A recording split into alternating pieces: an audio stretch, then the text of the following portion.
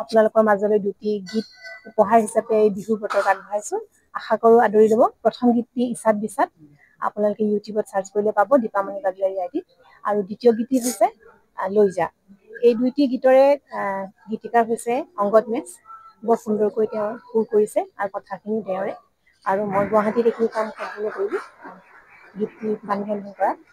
তো আপোনালোকৰ পৰা আশা কৰিছোঁ যাতে আপোনালোকে বহুত মৰম দিয়ে, আদৰি লয় আৰু এই বহাগত মোৰ গীতটি আপোনালোকেও আনন্দ মনেৰে পৰিৱেশন কৰে। ধন্যবাদ। মানে বৰ হঠাৎ সময়ত গৈছে বুলি মই ভাবিছোঁ। গীত দুটাৰ যিটো প্ৰকৃতি, যিটো ধৰণৰ গীত, আজি বিহুৰ প্ৰাকখন, এই বিহুৰ প্ৰাকখনত যেতিয়া দীপামণিয়ে আজি নিমন্ত্ৰণ কৰিলে ইয়াৰ কাৰণে মই নিজকে সঁচাকৈ বৰ ভাল লাগিছে ইয়ালৈ আহি, কিয়নো গীত দুটাই আৰু আপ্লুত কৰিছে আৰু গীত দুটা বৰ সুন্দৰ হৈছে।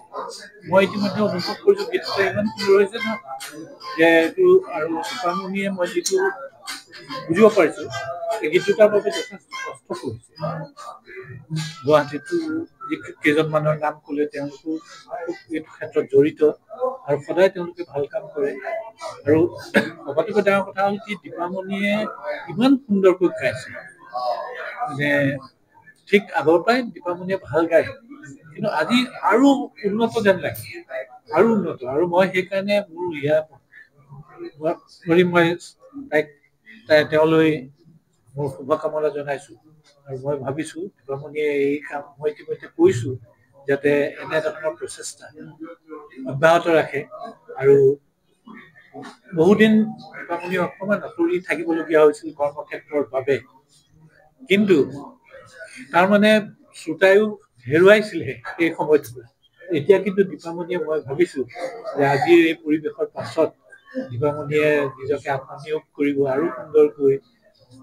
আজিয়ে সুন্দৰ, মই কোৱা নাই যে ইয়াতকৈ, কিন্তু সদায় সকলোৰে যেতিয়া আগবাঢ়ি যায় এটা ষ্টেপৰ পিছত আন এটা ষ্টেপ হয়। আজিৰ যিটো খোজ, এই খোজটোৰ পৰা আৰু বহুত দূৰ আগুৱাই যাওঁ আৰু মোৰ বিশ্বাস আছে দীপামণিয়ে সেয়া নিশ্চয় কৰিব।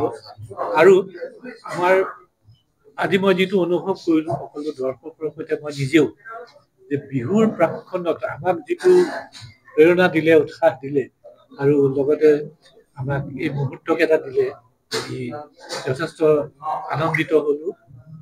দীপামণিলৈ মোৰ শুভেচ্ছা থাকিলে, কামনা থাকিলে আৰু আশীৰ্বাদ থাকিলে আৰু আগবাঢ়ি যায়।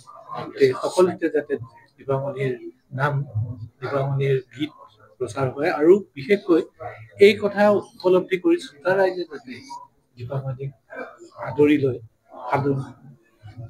মই তাকে কামনা কৰিলো।